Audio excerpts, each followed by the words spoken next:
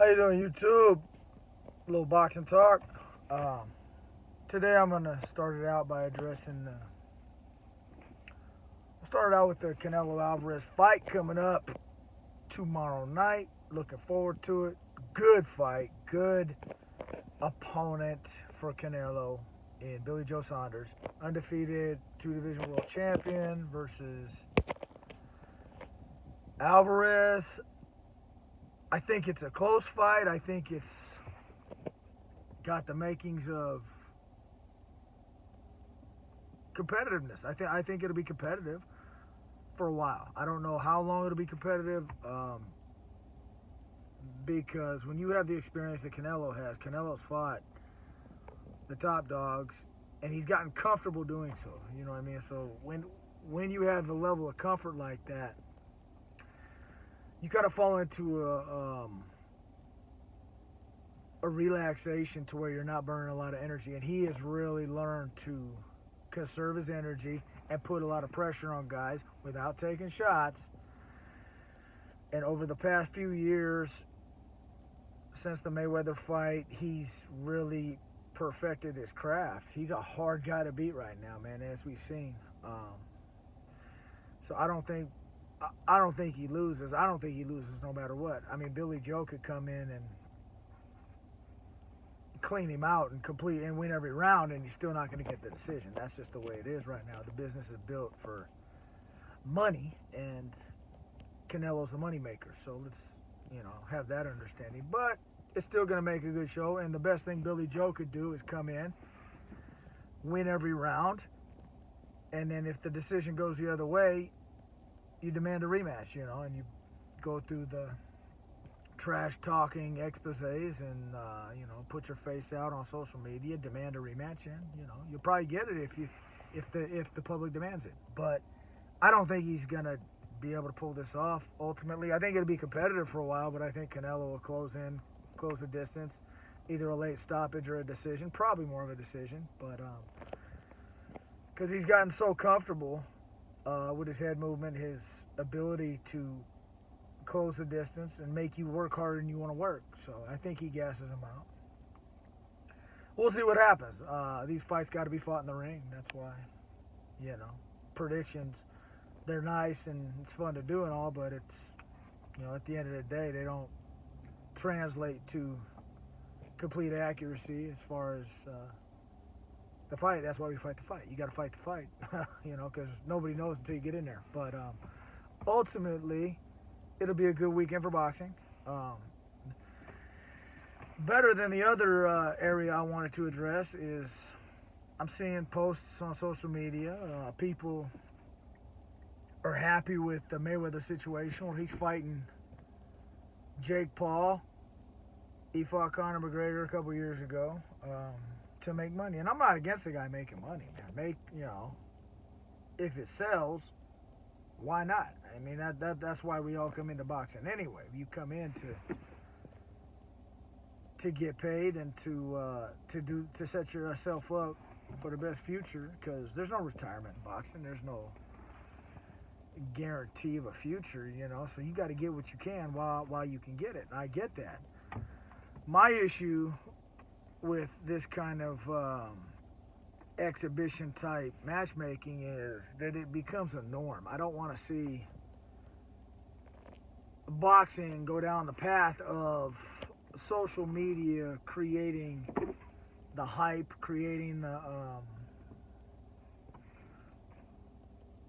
the sales at the box office and the pay-per-view sales, just on talk. I don't like that. I like,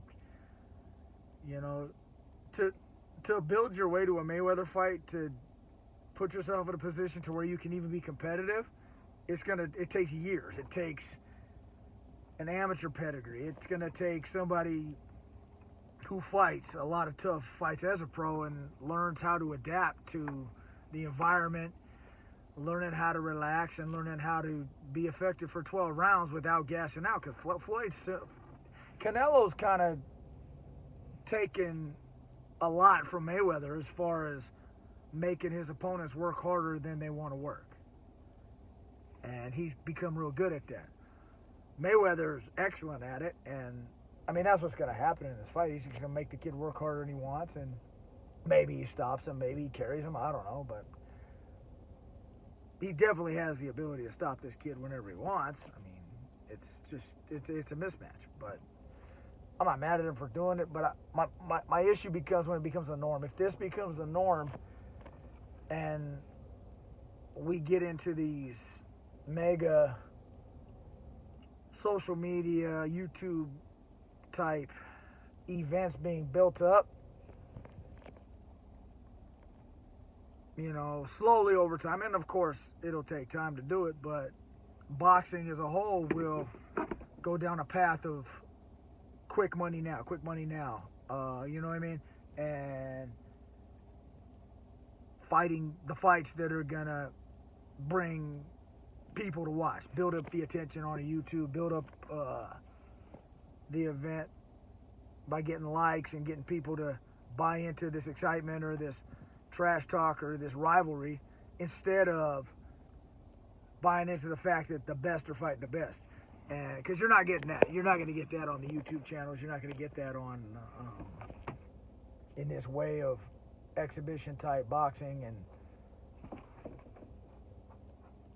all the, you know, all the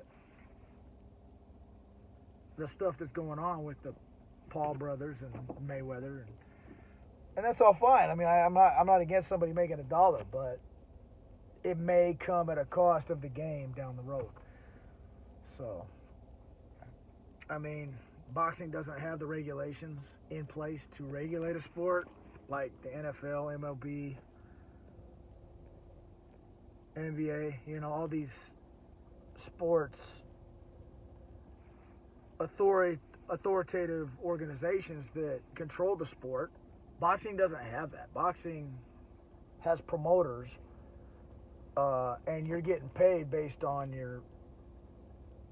it's a fight-to-fight basis where you negotiate your fight. There's a purse that is pretty much set, not completely set, but it's very well already set in place for the level of fight that you're fighting, and I can get into that later. But yeah, it's such a disorganized sport that it's open to people being able to do this. People being able to put on social media and build up their platform outside of the ring.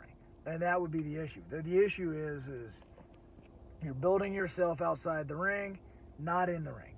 Okay, you need to build your credentials inside the ring, because when you get in there with a champion and a guy who's got the experience, has the credentials, you're going to get stopped. You're just not, you're on a totally different level, okay? This, just like anything else, boxing, you have to do it for a long time to get good at it.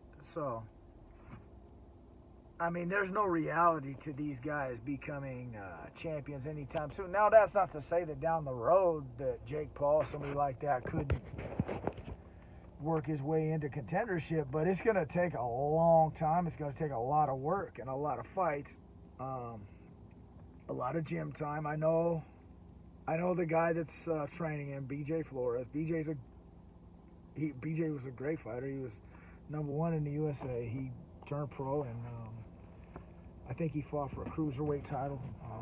But I mean, he's in good hands. The kid Jake Paul is in good hands. But to fight on an elite level is going to take a long time. Sparring's one thing. Fighting's a different environment, and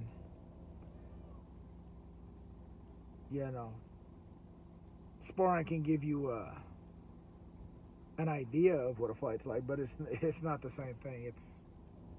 It's a different environment, and you know, there's no do-overs. It's just it's different. Sparring and fighting are different. I mean, anybody in the game understands that. But yeah, that's my 2 cents for today. We got a big fight this weekend. Hope everybody tunes in, and I will be back.